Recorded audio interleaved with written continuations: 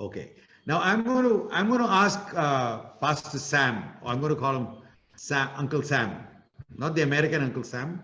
So you can unmute yourself, Chinu, because nobody has asked questions. So I'm going to ask a few questions. I know your past, and you talked about having lost out on your childhood and everything else. About the children, about the great loss. And tomorrow we are going to talk about the how this great loss happened because of a great lie, and you touched on it. But I want to ask you, there was a point in your life that you believed in that lie and you nearly lost. You wouldn't have been here. Can you tell us in like 3 minutes or 5 minutes how that happened and that's how you came out of it? Yep. Sure. Uh, I grew up in a Christian family, so like I started my sermon, I had an understanding about these, but not a first-hand experience of knowing God. So after we going through a lot of hiccups in life, like we went through a lot of hard patches in life, so I felt like this is not what a God can do. I mean, how can a God like this can let us through all this hard patches in life? So I kind of uh, crushed that spirit inside of me. That desire, that eagerness to know God, I crushed it when I got into my teenage. When I got into my teenage, I had to change my schools because I was studying in a CBSE school started by an American lady, very good school. But because my academics was like really good, they couldn't hold me there. So they had to kick me out, and I went to a normal school, a local school. And there I took not just my 10th, but I took degree in certain things. I took my bachelor's in certain things there. So you kind of started experiencing the pleasure on the other side. You started experiencing that what the carefreeness. I had mentioned in my preaching, why are we so careful about spiritual things? Why can't we like people outside who are least bothered about it? I mean, that was my face. Least bothered about church, or least bothered about all this thing that I hear in church or what is said in my house. I was experiencing that, but that was shaken up by another incident in my life, which really brought me back to track, and maybe not fully in track, but at least the fact that there is a God and He can do something in my life. So I was in a small gang which was into a lot of things which was not healthy for me, which damaged my memory, which damaged my image, which damaged my understanding of people, which brought in a lot of things which should not have come into my life at that age. But by God's grace, there was an incident that happened in my life. I know most of you must have heard my story a bit. We as a family I had to go through a phase when we didn't have a place to stay. We were out in the streets. We were out on the streets. So that's the time I went to Exodus. We were also part of Exodus at the time, 1998. I was eighth standard student, but this happened in when I was in my 12th standard. This incident, so this shook me a lot, because being on the street, and you don't know where your dad is, you don't know where your mom is, you're sleeping on the road, and at night you creep into your friend's house, and you stay there for a while, and every day you're pretty much out in the street. You're also kicked out of the school at the same time because school fees not paid. So this incident as a whole shook me and brought me back to this concept that in midst of all this, after 5 to 6 months, God brought us back together as a family. This was like, wow, yes, God is indeed interested in my life. So my carelessness towards life, or my eagerness for pleasure was taken away by this incident, and God brought me back to this. God restored me back to our family. We came back to a new house, and this actually lit a fire in my heart. It was amazing to see God bringing back because we actually thought this is the end of it. I mean, we are scattered in the city of Cochin. We have no place to stay. We can't go to school. No one knows what we're going through. But this incident of God bringing us back after 5 to 6 months and putting us back as a family, that actually uh, lit a fire in me. And very soon, we were crossing, I was just finishing my 12th, and very soon in 2002, I had an encounter with God, and God called me into full-time ministry. Yeah, that's what. Yeah, yeah. To make it short, this is the best way I can make it short. Yeah. Wow, what a testimony. So I just want them to understand what you're going to lead to tomorrow, because we don't know what Uncle Cherry is going to speak on. But from what I hear, what you said, it's clearly there was a deception that Satan had put into your life, that the great loss was a great gain for you. That the freedom that you lost in having a relationship with God, the freedom that you lost was actually good for you because you had the freedom to do all the wrong things in the world. It is a deception about the word freedom itself, how it is being misused, right? And also that, you're getting into gangs, and the loss of your identity, that as a person, because in who you are in Christ Jesus was actually a gain for you, which Satan thought that, then you can be your own person. You don't have to be known as a Christian or anything. You can be known as, was that something that happened in your life? Yeah. So, the change in me was so sudden that even my parents were surprised, because they saw me. I mean, I was in all the mischief that I could be in, and suddenly there was this change in my life, and I started reading. I committed my life to God. Reading, praying became my daily habit, and I was taking time to spend time with God, and that's when this thought in me came in. If God did so much for me, what is that I want to do for God? And that lit a fire in me. That triggered in me, yes, there is a calling upon my life. So all this while, I wanted to be an art director.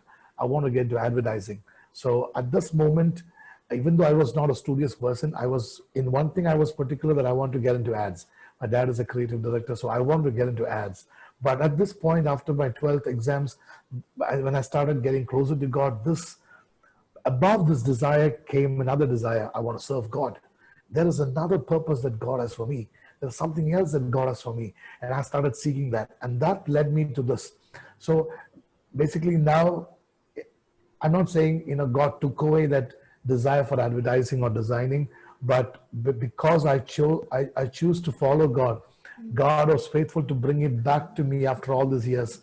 Now I'm slowly started for a couple of years now. I'm designing, and I'm helping out people with. So what was given up at that time, God is faithful to bring it back to me at this time. So for me, it was that sudden change, that change in my life when I thought, if God did so much for me, I want to do something for God.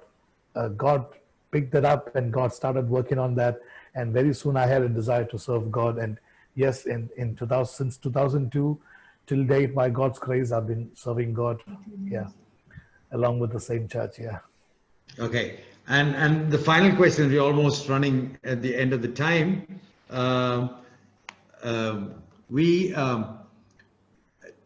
The one thing that I've been associated with so long, once you accepted Jesus and you decided, you made a choice to follow him, hasn't God given back to you every desire that you had before you met God, in a ways that you could serve him? Like, you wanted to be part of drama and arts, and you want to use your talents amazingly. You're known probably all over the world now as a worship leader. Yeah, definitely. I'm not joking. All over India. I mean, you've been invited for a live jam, and you've been blessing kids with your talents, and which you probably wanted to use, but you never thought you could use it on a forum so big as where God has taken you. One. True. Secondly, your talent to direct plays, and almost like a movie. It was the play that you produced and directed for Christmas last year for our church. Things that you wanted to do before you met Jesus Christ, you had never opportunities to do it, or you want to do it in a small way, that after you met Jesus, it has just exploded beyond your imagination. and True. God has taken you to a different level altogether. Isn't that true? Yes, at first I thought it's all. I mean, I had a great desire for acting and directing. Even at the age uh, when I finished my 12th, I had a very thriving creative heart. So I wanted to do it, and but suddenly when this thought came, I thank God that I chose to follow God than my talents, because it is better that God bring it back to me than I go Amen. behind it. If I had pursued my talent, if I had gone behind it, I should have struggled a lot to, stay even insane, be is to stay as a normal being. But because I chose to follow God, God in His time started bringing it back to me. Amen. Everything that I wanted to do, I'm doing. By God's grace, I also have a, maybe Uncle Georgie may not know it. I also have a small, company by my side called the Design Store, which comes no. under another title called Makeover Company. So, which is into, we're also looking into directing plays, writing plays, so now I'm presently operating on Design Store, and there's also I write a lot of Script. scripts, like calligraphy, and Calligraphy. I frame it. Oh.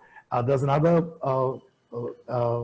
branch of it called Just Believe Designs. So a lot of things are coming out. I mean, a lot of things are just coming out of me, and I'm not saying I am a big guy. I'm like something, just because I choose to follow God at that time, at the age of 18, God in His faithfulness started bringing it back to me.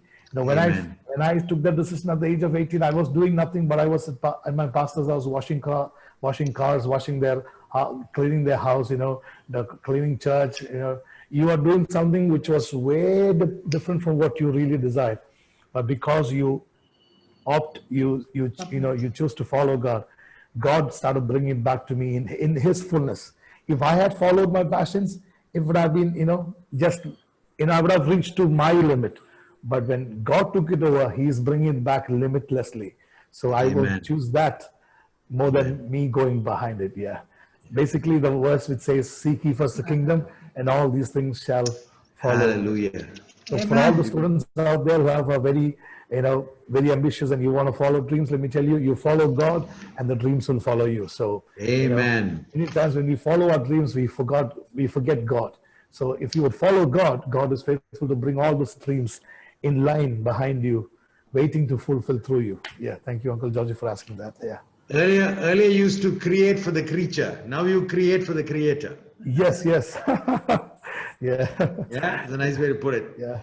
Okay. So we will see, I'll call him Uncle Sam or Pastor Sam, back again tomorrow because he's going to lead worship with us. So for the tomorrow's sessions, I've asked him to lead a few songs in the beginning and in between. So he's going to be there because he's like our family, and we just thank and praise God for you. For those of us who know what you're doing, what God is doing through you, we just stand in amazement because we know your past and we know how God can take just a lump of clay and turn it into a beautiful instrument for His glory and His purpose. And we will pray for you. And if some of the kids are going to ask you for your contact number, I'm going to send it to them, or I'm going to ask the host to provide it. So you might get some WhatsApp messages from kids in case they have any questions. I think there was a small technical difficulty where they couldn't even ask questions on the host chat. So if they have any questions, they might get in touch with you. And I know your heart is for teenagers and the youth and the kids, and we see what you do in church. So we will continue praying, and God will use you even more in all your endeavors, not just in one area of ministry, but wherever God wants you to do. And his wife's name is Kristen, and they're just happily married right now. They just got married last year, so they're just enjoying their married life, and both of them are such a blessing to our church. So let us you can show your sign by putting up a hand or giving him a just applause for the Lord for his life, and God is